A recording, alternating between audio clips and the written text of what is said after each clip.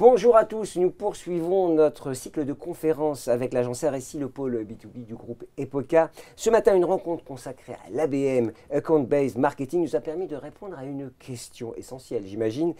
Quelle stratégie data et médias au service de la conquête de cibles à haut potentiel? L'occasion de passer en revue quelques exemples concrets et bien entendu les solutions qui y sont associées. Nous sommes sur la page live d'RSI sur LinkedIn. Bonjour à tous et nous serons en replay sur la page d'RSI sur YouTube. Bien entendu, j'ai des invités autour de moi, j'ai une chance extraordinaire. Laurent Olivier, vous êtes directeur associé d'RSI. Bonjour. Mathéo Aringo, vous êtes directeur du pôle médias et influence. On se connaît bien maintenant, on en fait un certain nombre, on a fait un certain nombre tous les mois. Et nos invités, Benoît Marcelin, directeur général adjoint en charge des opérations chez Nomination. Bonjour. Bonjour Benoît. Emmanuel Obadia, vice-président du marketing chez Oracle, de la division en charge des solutions logicielles Customer Experience.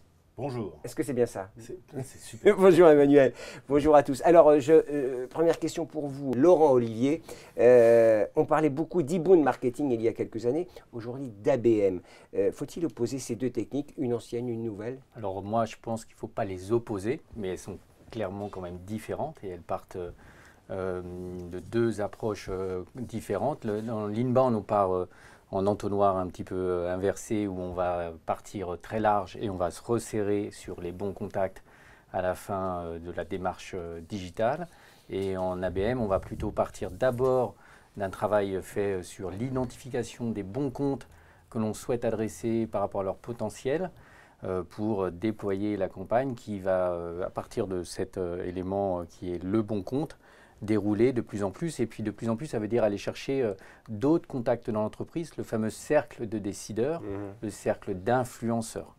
Donc c'est deux approches différentes, mais qui sont souvent aussi complémentaires parce que dans les deux cas, elles ne s'opposent pas en tout cas. Il y a le contenu qui est un élément voilà, j'allais y clé. venir. Je crois que le contenu, c'est vraiment le point commun entre ces deux techniques. Cela dit, quelles sont les caractéristiques propres de l'ABM? Les caractéristiques, c'est vraiment de commencer par faire ce travail sur la data, puis nous on dit de travailler un peu l'étonnement, l'émotion qui va faire qu'on va faire une certaine acceptabilité, j'accepte de recevoir ce message, puis de dérouler une campagne jusqu'à la fin, se coordonner avec les commerciaux en permanence pour à la fin déclencher les rendez-vous très concrètement. C'est une stratégie, une technologie, un mode opératoire qui est employé par beaucoup d'entreprises, l'ABM? Oui, de plus en plus. Je dirais, il y a quelques années, tout le monde faisait de l'inbound. Oui, c'est ça, c'était très à la mode. Hein. Voilà, c'était le dispositif Il fallait parler à la mode. d'e-bound marketing, hein, sinon vous étiez un peu ringard. Mais à la fin, est-ce que lancer des grands filets pour ramener plein de contacts, mais dont 80% ne sont pas potentiellement intéressantes parce que soit trop petites, soit hors cible, est-ce que c'est bien pertinent? Non. Donc clairement, beaucoup sont en train de passer de l'inbound à l'ABM. Et je dirais, oui, allez-y Laurent. encore plus en France, où le tissu économique français est composé à 80% de TPE, PME. Donc de toute manière, lorsque vous lancez un dispositif très large, statistiquement, vous ramenez 80% de toutes petites entreprises. Donc vous mettez le doigt sur un vrai problème, le ciblage. Hein, je crois que c'est Mathéo, c'est une des clés du succès, le ciblage publicitaire. On parle de IP advertising, de la publicité diffusée par le ciblage de l'adresse IP, pour aller encore plus vers ce que disait Laurent, vers plus de précision. C'est important. En fait, le ciblage est important, mais il faut se poser les bonnes questions. C'est qui les types de sociétés que je veux cibler? Si je ne connais pas la liste, c'est quel code NAF est apparaître avec ces sociétés, ou même quel secteur, ou quelle taille, ou quel chiffre d'affaires à les sociétés que j'ai vu cibler. Donc à partir de tout ça, nous on accompagne aussi à trouver la liste des sociétés. Et techniquement pour les IP targeting, c'est trouver sa liste des sociétés, transformer ces sociétés sur une IP, une adresse IP qui c'est l'adresse qui est connectée à les codes de Wi-Fi, à les Wi-Fi de chaque société. Et à partir de ça, on a des partenaires qui nous aident à identifier les sociétés qui se connectent dans son site internet, n'importe lesquelles, et on diffuse la pub à les sociétés avec une adresse IP, avec une machine, et en bannière en vidéo. Dites-nous en plus, ça marche, ça marche énormément bien. Ouais. Les taux de transformation qu'on a aujourd'hui avec l'ABM, c'est 3 fois plus qu'avant avec l'inbound. C'est très technique. C'est technique, mais c'est facile à mettre en place. C'est-à-dire avec un bon expert, c'est facile.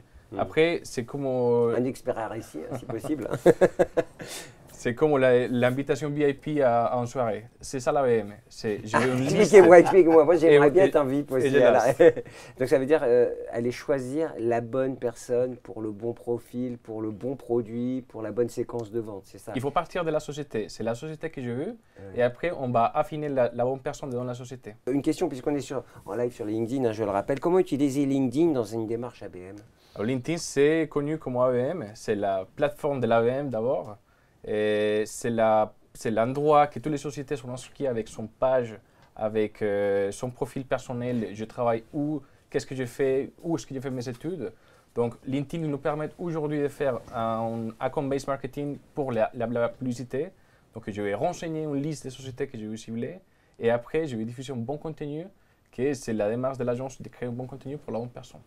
C'est une technologie qui est mûre, qui est aujourd'hui au point, vraiment Ça commence, on est à 80% je pense. D'accord, donc 20% à conquérir. Ce sont souvent les derniers mètres les plus compliqués à réaliser. Vous êtes d'accord, messieurs? En partie. Alors Benoît Marcelin, alors vous nous direz pourquoi en partie simplement, Emmanuel. Benoît Marcelin, je rappelle que vous êtes directeur général adjoint en charge des opérations chez Nomination. C'est ça. Tout le monde regarde Nomination, tout le monde rêve d'être dans Nomination, bien entendu. Alors vous êtes le monsieur data, hein, surtout, aujourd'hui, et fichiers. la casquette data. Et en ABM, tout commence par des bonnes bases. Alors quelles sont les spécificités d'une base de données dédiée à l'ABM, justement? En fait, pour rejoindre ce qu'on disait tout à l'heure, c'est pas 80%, c'est encore pire. En France, il y a 5 millions d'entreprises, 5 millions d'entités juridiques. Il n'y en a que 5 000 qui font plus de 250 salariés. Ça veut dire que si vous avez une démarche ABM, vous êtes forcément sur ces 0,1% des entreprises. Donc tout le monde se base sur ce segment en réalité. Tout le monde se base sur ce segment. Donc le premier sujet, c'est comment j'identifie. Et là, on a souvent des discussions avec nos clients, c'est assez étonnant. On ouvre finalement un petit peu le capot et on va voir ce qu'il y a dans leur base à eux. Et dans les bases de nos clients, on se rend compte que souvent, c'est quand même pas très jojo, quoi. On peut se le dire. Ça veut dire quoi? Ça veut dire que dans un CRM, normalement, ce que vous avez, c'est que vous avez vos clients, vos anciens clients, et les gens que vous n'avez pas réussi à convaincre. Par contre, tous ceux que vous voulez prospecter aujourd'hui, vos futurs nouveaux clients, en fait, ils ne sont pas dans votre CRM. Et même globalement, les commerciaux… Pourquoi ils n'y sont pas? Parce que personne n'a fait l'effort d'aller les qualifier. D'accord. Quand vous êtes opérationnel… Personne, vraiment, ou c'est quelque chose qui émerge? Quasiment personne, parce qu'en fait, c'est une démarche très compliquée. Si vous n'êtes pas dans un programme d'ABM, quel enjeu vous avez, quel bénéfice vous pouvez retirer d'aller qualifier des choses que vous n'allez pas exploiter directement dans votre CRM? La réponse, c'est pas grand-chose. On parlait de cercle de décision. En moyenne, on dit qu'il faut entre 5 et 10 personnes dans une entreprise. Il y a 5 à 10 personnes dans une entreprise qui prennent une décision d'achat. Donc, quand vous êtes fournisseur, vous devez convaincre ou influencer 5 à 10 personnes dans une entreprise. En moyenne, quand on fait des audits de CRM, on se rend compte qu'il y a entre 2 et 3 contacts maximum seulement par entreprise présents dans votre CRM. Ça veut dire que même si vous connaissez le compte, de toute façon, vous ne connaissez pas les bonnes personnes. Donc, le premier enjeu, en fait, c'est celui-ci. C'est se poser avec l'équipe commerciale, leur demander, mais vous voulez prospecter qui? Vous voulez que le marketing vous ouvre des portes dans quelle société? Et ce n'est pas évident. Parce qu'une fois qu'on vous a dit, bah moi j'aimerais bien prospecter… J'ai l'impression qu'on revient aux bases du marketing, quand on remet tout à plat en fait. C'est pas qu'on remet tout à plat, c'est que pour décliner ensuite une approche qui donne envie, une approche intelligente avec des outils, la structurer, il faut de la data. Sans data, en fait, bah, vous allez contacter les mauvaises entreprises et les mauvaises personnes. Donc l'ABM, c'est innovant parce que c'est une approche qui est beaucoup plus ciblée, beaucoup plus efficace, mais le fondamental d'une démarche marketing B2B, il est là, hein, c'est vous voulez cibler qui? Quelles entreprises, quelles sont les caractéristiques de ces entreprises, à l'intérieur, quelles sont les personnes qui comptent pour vous, et au final, quel message intelligent vous leur apportez à cette combinaison entreprise-personne. Donc ça exige une vraie vision, une vraie compréhension, ça exige une intelligence une intelligence data qui est… du message, puisqu'on parlait contenu avec Nathalie tout à l'heure. Et donc tout le sujet, c'est traduire… Qu'est-ce qu'on leur dit à ces gens-là, évidemment? C'est traduire tout ça de manière très opérationnelle. Il y a peut-être aussi une démarche aussi qui est de, quand on fait du commerce, dire c'est plus facile de vendre de l'additionnel que de faire du newbie. Donc peut-être que les commerciaux ont traditionnellement une volonté où ils freinent un peu quand il s'agit d'aller démarcher dans le dur. C'est toujours plus facile, effectivement, de prendre son téléphone et d'appeler un client en lui demandant si par hasard il n'aurait pas besoin de quelque chose de plus. Oui. Parce que, a priori, votre client, sauf s'il est très fâché, il va vous répondre. Même s'il vous dit non, au moins vous allez cocher la case « j'ai fait l'effort de ».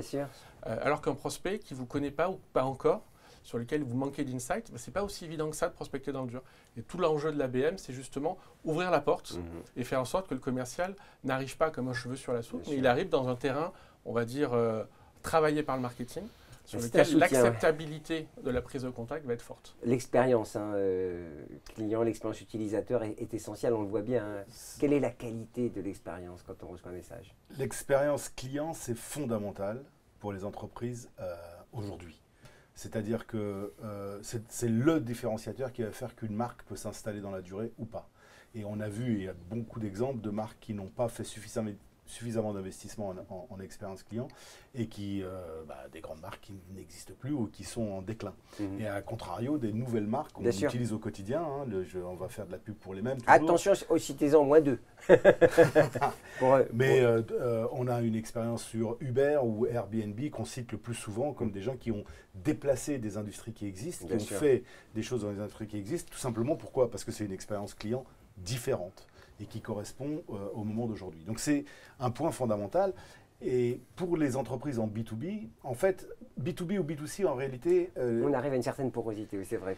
Et c'est des problématiques qui sont similaires. Pourquoi? Parce qu'on est dans l'économie de l'expérience aujourd'hui. On y est de plein pied. Mais on y est dans un monde qu'on vit, nous, en tant que consommateurs, où le temps est super important. On est dans l'instantanéité. C'est l'usage qui fait la différence. Le mobile est devenu omniprésent et un point d'entrée pour prendre des décisions. Donc s'il y avait 3 grandes tendances à retenir de ça, il y a le fait que le client est en charge de la relation, c'est plus la marque.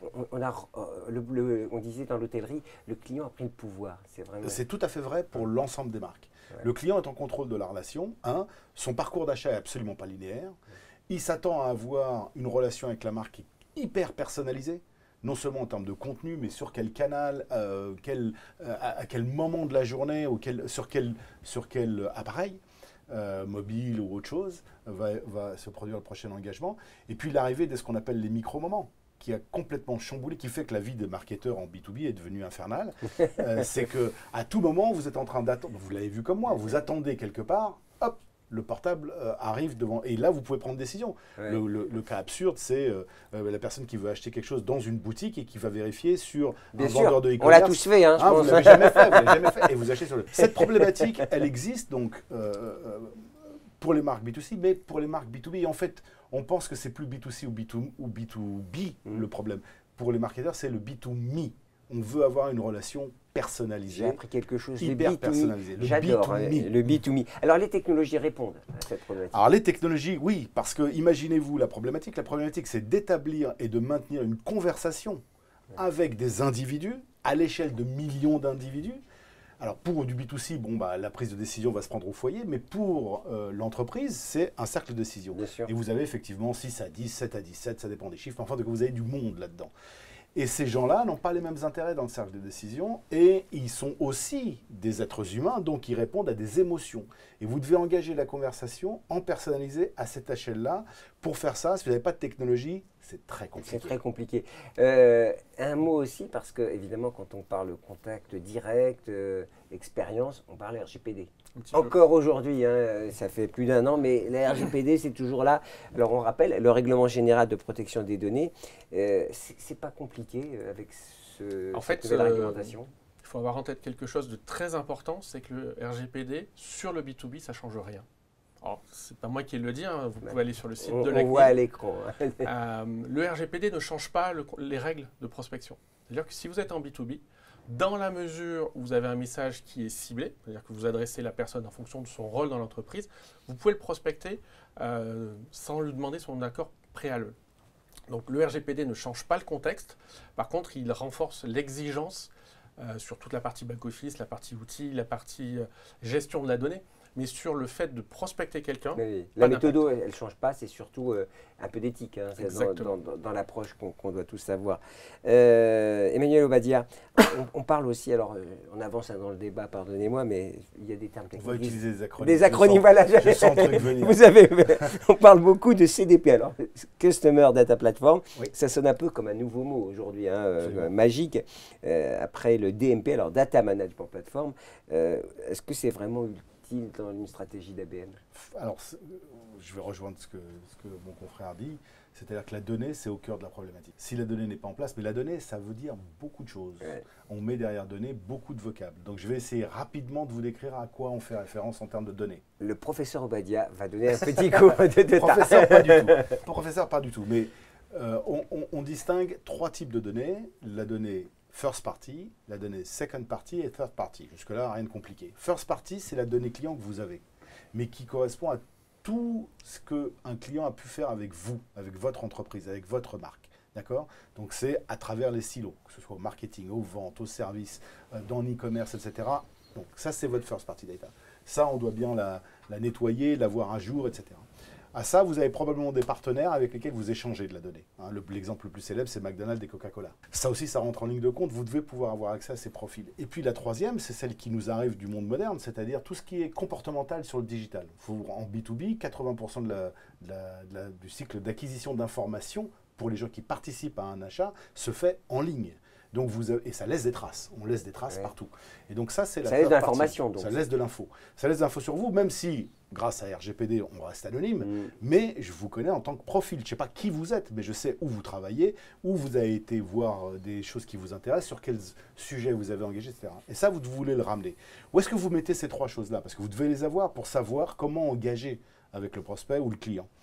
C'est la CDP, c'est la Customer Data Platform. C'est là-dedans que vous allez faire en sorte que cette donnée vous soit utile en action.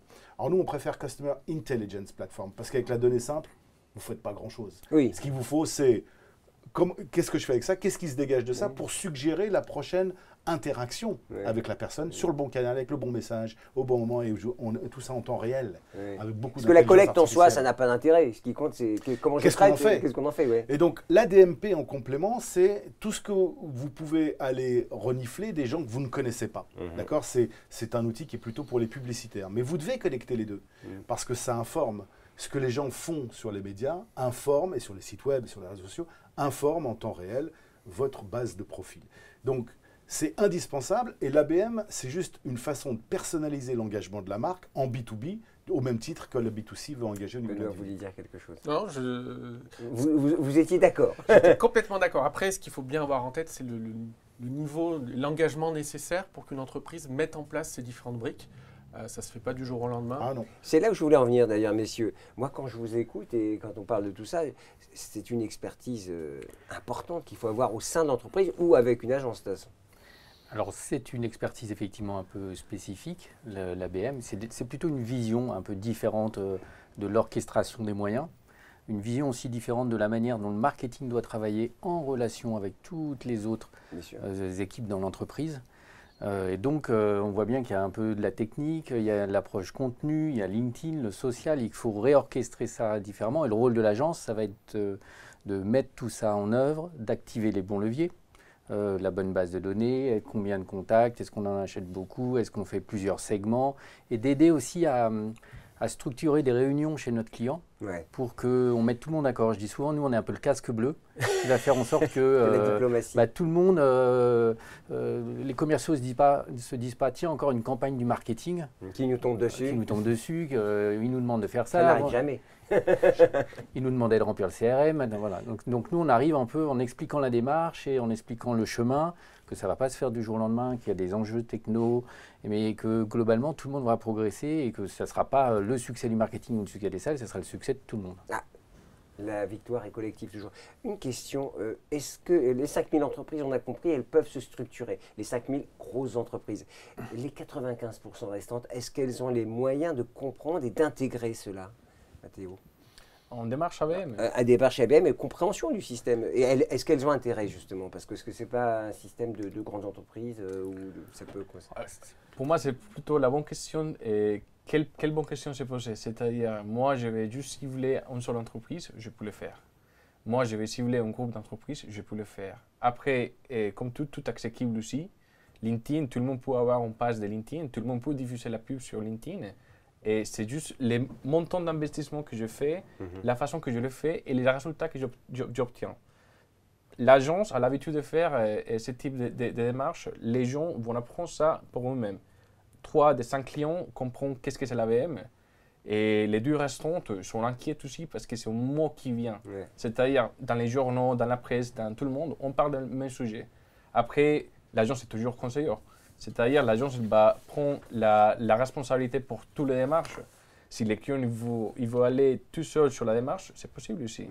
Ça coûte cher, messieurs, juste on va venir parce qu'on on avait 20 minutes. Hein. LinkedIn nous a dit 20 minutes minimum, mais pas beaucoup plus. Alors, est-ce que ça coûte cher de se lancer dans cette démarche pour une entreprise? Moi, j'ai une réponse. Moi, je dirais que ça ne coûte pas plus cher. C'est une réaffectation différente des moyens. Ouais. Il C'est faut une vision. Il faut faire de la pub, il faut faire du contenu, alors peut-être un peu moins, mais différemment. Il faut de la data, il en faut quelle que soit la technique. Bien sûr. Donc c'est plutôt une réaffectation des moyens. Moi, je voudrais compléter ce que disait Laurent, ouais. auquel je souscris, mais je voudrais être plus assertif que ça. C'est-à-dire, c'est pas combien ça me coûte. Ce que je cherche à comprendre, c'est combien ça va me rapporter. Ouais. Très souvent, quand on est marketeur, on s'arrête à est-ce qu'on a fourni assez de prospects? Non, il faut aller jusqu'à le business qui rentre dans l'entreprise, donc jusqu'à l'affaire qui est conclue. Ouais. Et pour ça, je préfère, dans des chemins parallèles, investir à l'endroit où j'aurai le plus de revenus et non pas juste des prospects. Donc, pour répondre directement à votre question, l'ABM, ce n'est pas réservé aux grosses boîtes. Oui. Mais par contre, c'est réservé à des gens pour qui un client a beaucoup de valeur. Si vous avez un gros panier moyen, alors ça devient intéressant d'investir de l'énergie commerciale et marketing à acquérir ce client. Il y a un peu de techno quand même. Oui, en fait, comme la plupart des boîtes ont un chiffre qui est structuré avec du 20-80, c'est-à-dire que vous savez que vous avez en gros quelques dizaines, voire quelques centaines de clients qui représentent la celle de votre chiffre d'affaires. En fait, je pense que l'ABM, c'est le marketing du B2B, point barre. Voilà, tout est dit. Le roi de la punchline, Emmanuel Obadia, nous a tout dit. Le B2B. Benoît Marcelin, le B2B, Benoît Marcelin, DGA dénomination. C'est bien ça? C'est ça. Toujours? Toujours. Ça n'a pas bougé. Mathéo Aringo de l'agence Aréci, le pôle B2B du groupe Epoca, et Laurent Olivier, le directeur associé, celui qui sait tout, surtout quand il s'agit de B2B. On se retrouve très bientôt. Hein, dans un mois. Dans un mois. À très vite.